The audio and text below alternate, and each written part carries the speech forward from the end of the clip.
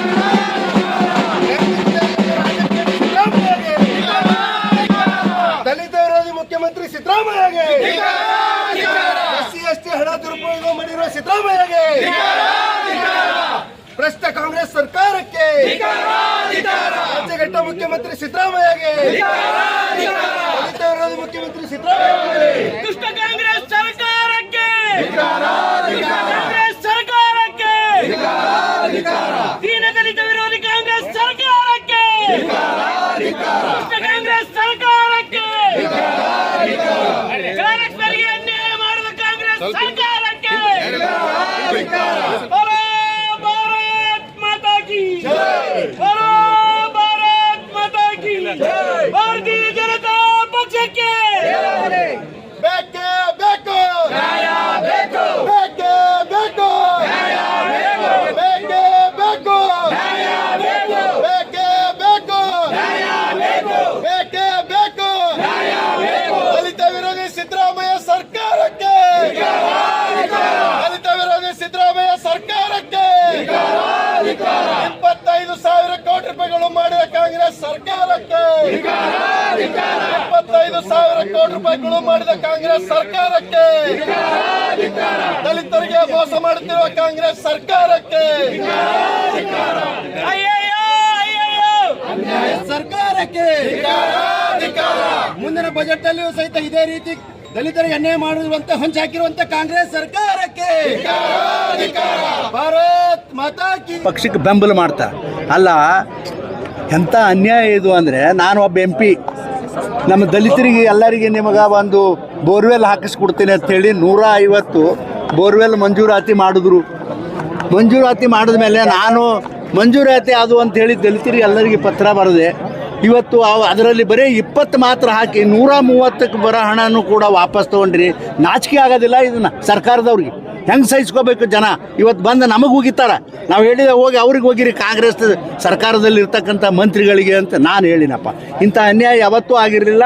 ಇದನ್ನು ನಾನು ಖಂಡನೆ ಮಾಡ್ತೀನಿ ಅಂಥೇಳಿ ಈ ಸಂದರ್ಭದಾಗ ಹೇಳ್ತೀನಪ್ಪ. 2023 ಮೇ ಸರ್ಕಾರ ಕಾಂಗ್ರೆಸ್ ಸರ್ಕಾರ ಬಂದ ಮೇಲೆ ನಮ್ಮ ಫಂಡು, ನಮಗೆ ಬರುವ ಫಂಡು ಪೂರ್ತಿ ಡೈವರ್ಟ್ ಮಾಡಿ ಅದನ್ನು ಬೇರೆ ಸ್ಕೀಮಿಗೆ, ಗ್ಯಾರಂಟಿ ಸ್ಕೀಮಿಗೆ ಉಪಯೋಗ ಮಾಡ್ತಾ ಇದ್ದಾರೆ.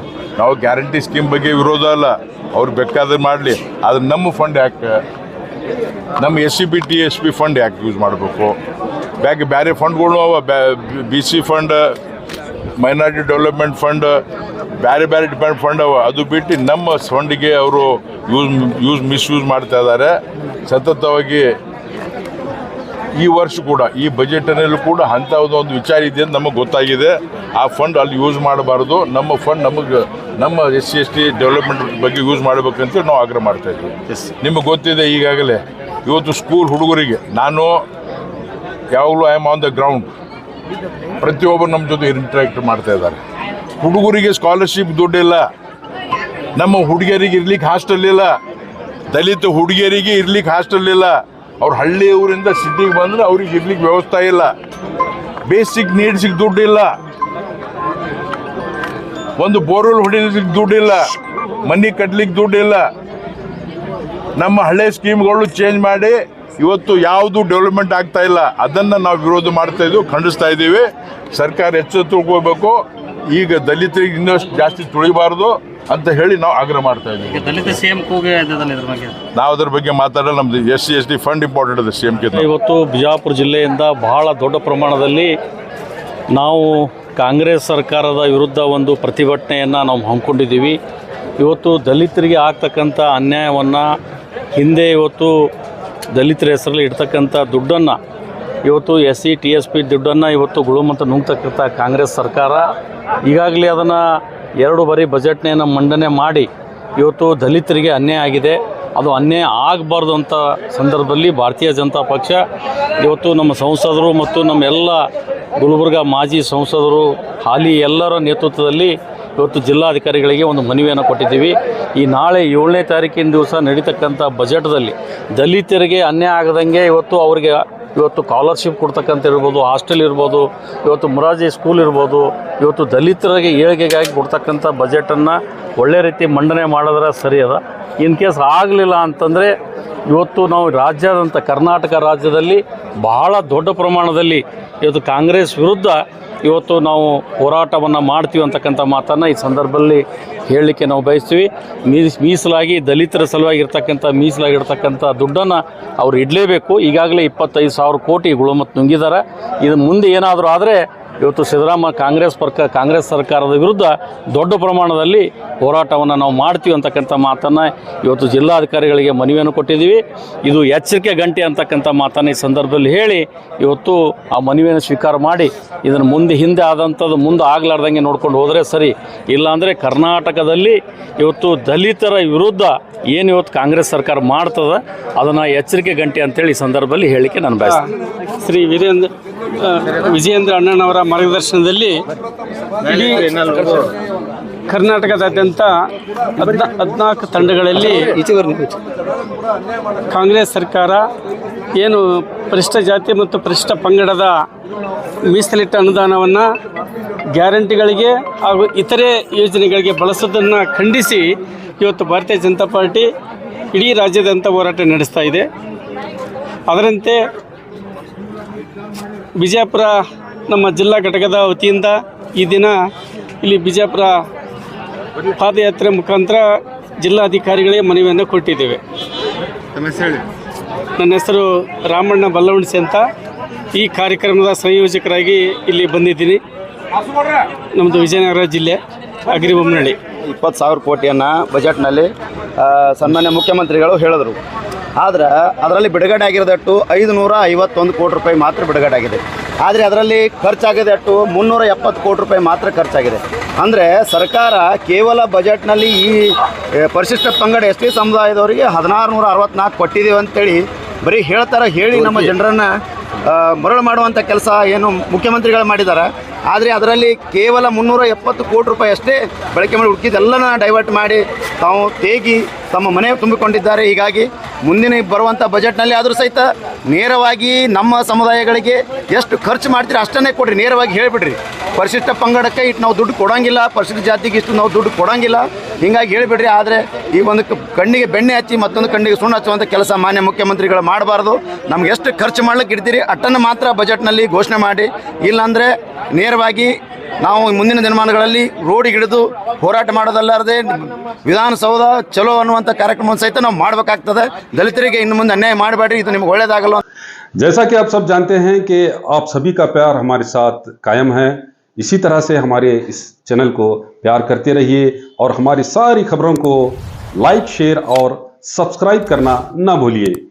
हमारा यही मकसद है कि आपको हर खबर जो है जैसा है वैसा ही आपको हम दिखाते रहेंगे, ना किसी का पक्ष लेंगे, ना किसी के विरोध में जाएंगे. हमारे कदम सच के साथ.